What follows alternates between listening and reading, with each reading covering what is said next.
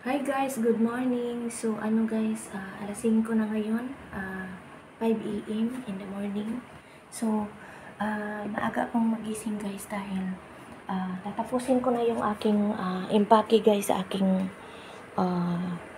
regular box. Large pala. Large pala itong aking box. So lagi akong nagsasabing regular. Large pala guys, yung aking box. So ito na. Pipick upin na ito sa mamaya. Hindi ko alam guys kung anong oras, pero kahapon kasi nagpa-schedule ako na pipick upin nila sa araw na ito dahil baka mamayang gabi darating na si among lalaki. So hindi pwedeng makita niya guys yung aking kasi ayaw niya yung mga abubot. Kaya ayun. So medyo matagal-tagal ko rin natapos, no. So ayan guys, no, bago natin guys meron pala akong napulot na lagari. Ayan, dalawa. So dalawang klaseng lagari. So ipadurtudor ko rin ito guys. Sayang naman kasi. Sayang na itapon, no? So maganda pa naman guys. So napulot ko dito sa aming flat, dyan sa aming So ayan guys, oh. Ito yung damit guys na ibinigay sa akin ni Pangyaw, yung tagalinis ng building namin. So naligo ako guys kasi parang nainitan kasi ako kaya, pero nagbukas ako ng aircon ngayon. So naligo ako guys. Maaga kaya para preska katawan. So ito nga guys, ito yung binigay ni Pangyaw sa akin na mga damit. Na bago pa siya, no, mga long sleeve.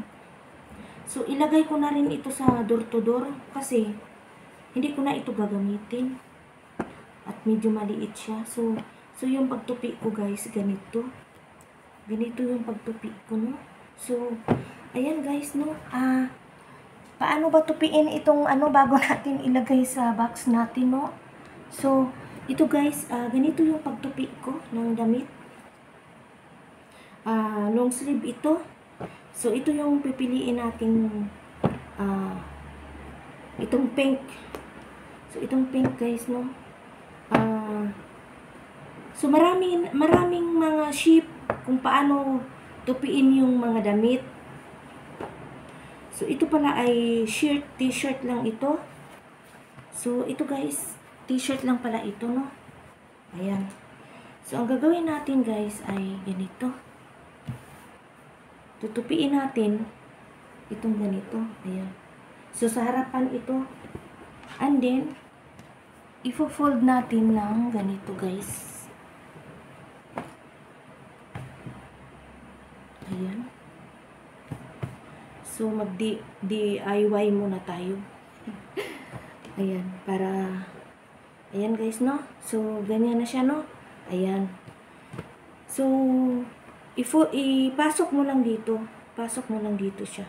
So, ganun lang kasimple. So, ayan. Ganun lang kasimple. Tapos, ito naman blue. Long sleeve ito. Long sleeve, no? So, tanggalin muna natin. Ganon din ang pagtupi. Ito guys, long sleeve. So, mga ganito guys ang ibinigay sa akin ni Pangyaw, no? Mga long sleeve. Ayan. So, ayaw kong suotin guys kasi sobra ko ng daming damit. Yun na nga guys, no? Ayan. Tutupiin ng ganito sa harap, no? Sa harap. Tapos, ganituhin lang siya. And then, ganyan. Long sleeve siya, no? And then, ganito lang. So, ganun din ang guys. Ayan. So, ipasok lang din dito. So, pwede pang liitan kung gusto nyo liitan. No? So, ipasok lang siya dito, guys. No? So, ganyan na siya. So, kaya ito guys, ayan. So, ganito yung pagtupi ko. So, magaganda siya guys, mga bago pa. Mga long sleeve ito. So, ayan. Long sleeve. Ayan. So, marami na kasi akong gamit. At saka hindi ko naman nasusuot lahat. Ayan. So, ayan guys, no? So, ipador-to-door ko na ito lahat. Ayan. So, hindi ko natanggalin yung pagtupi na. Kasi guys, pag nag-impake kasi ako sa box, talagang hindi roll. Flat ang ginagawa ko. So, ito naman guys, meron akong in-order na panty sa online. So, ito na siya guys, oh. In-order ko siya sa online. So, na-receive ko nung nakarang araw. Kasi nga, yung mga underwear ko guys, kailangan kasi, dahil tumataba ako, so kailangan, hanggang dito, para maano yung ating puso, no? So, ito siya guys, ganito. So, hindi ko pa siya nasubukan kung ano, ayan. So, ganito guys. Ayun lang kasi nakita ko lang sa online guys, no? Nag-order ako, 6 na piraso at 6. 1, 2, 3, 4, 5, 6, 7, 7. 7 siya. So, 1, ulitin natin, no? Ganito. 1,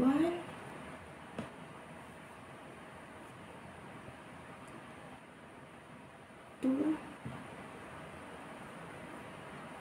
3, 4, 5, 6, 7. So, ayan, 7 siya. So, maganda yung pagkakawa niya, guys, no? So, ayan. Yung mga underwear ko, guys, ay malalaki talaga hanggang dito. So, noong bata pa ako, siyempre, payat pa ako noon. So, ang mga panty ko pa noon ay bumibili talaga ako sa Triumph na siyempre, parang slogy siya na low waist, parang ganun. So, pwede pa tayo noon, pero pag nagkaedad na pala guys, hindi na pwede. So mag-DIY din tayo. Paano tupihin yung underwear? So, ganito lang guys, yung pagtupi natin. Ayan. Tapos, ayan.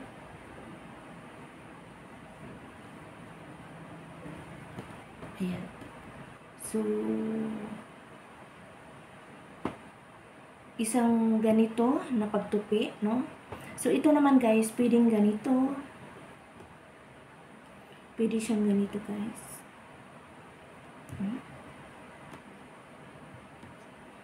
Tapos,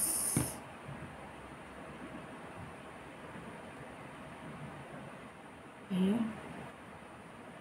So, pwede rin ipasok dito. So, ayun guys.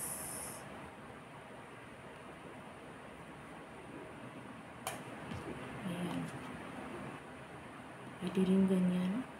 So, tika muna. Nakalimutan ko na yung isang ginawa ko na.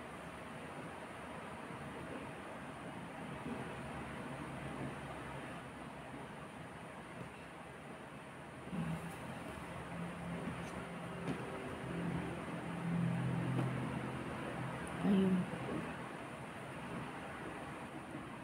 So, ang maganda guys, pag ganito, ay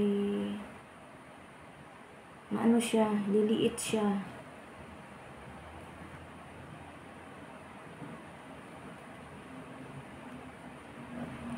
So, ayan. So, ganyan lang ang pagtupi guys.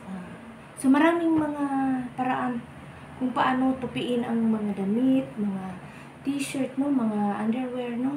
So, ayan. Yan lang muna guys, no. So, ito yung gagamitin ko. Pag lumabas lang guys. Pag lumabas lang, pag nag-day off, at saka ko gamitin. So, ito na guys. Dito na tayo sa ating pag-i-impake. Kasi kailangan ko na talagang tapusin ito guys. Kasi hindi ko alam kung anong oras. Kung anong oras pipick upin. Kung anong oras pala pupunta yung LBC na truck. Kasi dyan lang sa baba namin. Kasi nung kahapon pala, pumunta ako ng may binili ako. Pagbalik ko dito sa bahay, may LBC doon sa baba namin, nakapark doon. So, siguro may nag-pick up siya ng box. So, may nagpa-pick up guys, no? So, ayun. So, ito guys, so ito na yung ito na yung kanyang so, ayan. So, yung bag ko, pinadala ko na siya. So, marami pa akong mga bag guys, no, na. So, last na lang yon. So, kailangan ko pang isang box. Mag-impake ako ulit. So, ilalagay lang natin dito guys. Ayan. So, kasi guys, ang iba, pag nag-door to door, niro-roll yung damit. Kumbaga, iro-roll siya. Pero, hindi pala yung tama guys. Kasi, pag niroll mo yung mga damit, nag-bulky pala siya. So, kailangan i-plat-plat mo yung damit. So, may nagturo lang sa akin guys noon. Yung agent ko sa insurance ko.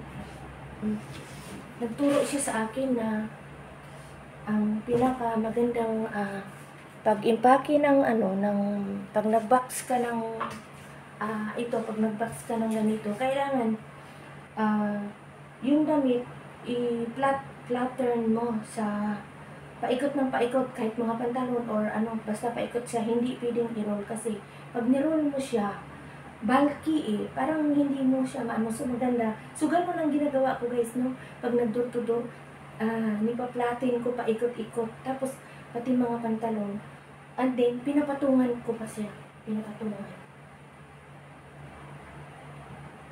Pinapatungan ko yung guys, para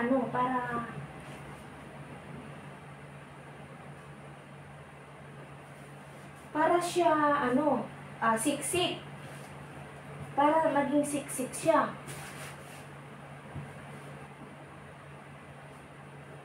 So, ito kasi nakatupi na. So, hindi ko na i-flatten. So, ganito na lang. So, ayan guys. Malapit na akong Ayan na siya, oh. Ayan. So, ayan siya. So, ganyan siya. So, papatungan ko muna guys. Isunod natin itong ating bag. Kasi yung 10 bag, nilagay ko na sa ilalim. At saka, ayan, maglagay tayo ng bigas. So, ayan yung bigas ko. Kasi para, guys, para siya, ayun, wala na. Para siya siksik talaga. And then yung ko pala guys, yung unan, 3 na seahorse. So, ang isa nilagay ko na. So, ilagay lang natin ito sa tuktok. So ayun na guys, no. Mabilis yung oras, no. So, 13 minutes na. So, dito na ako guys mag-end guys. So, ayan. Thank you for watching. God bless. Bye-bye.